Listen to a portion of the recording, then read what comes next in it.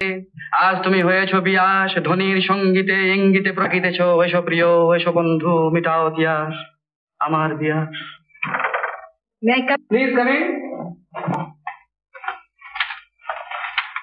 আমি জানতে এসেছি এত কবিতা থাকতে হঠাৎ আপনি এই কবিতাটা রিসাইট করছিলেন কেন? আপনার এই অভিযোগের অর্থ ঠিক বুঝতে পারলাম না তো। এই কবিতাটা কেন যে আপনি রিসাইট করছেন তা বোধহয় আপনার ভালোভাবেই জানা আছে। আবেগটা সামলে রাখতে পারেনি। মানে?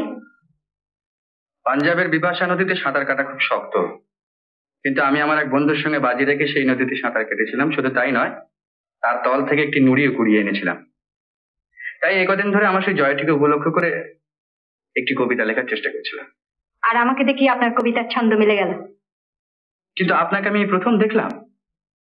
এটা বিপাশা নদীর তীর নয়, এটা হলো দিল্লির কনস্টিটিউশন হাউস। কৈফিয়ত দিতে গিয়ে একটা চমৎকার মিথ্যে গল্প বানিয়ে বাহাদুরি নেবার চেষ্টা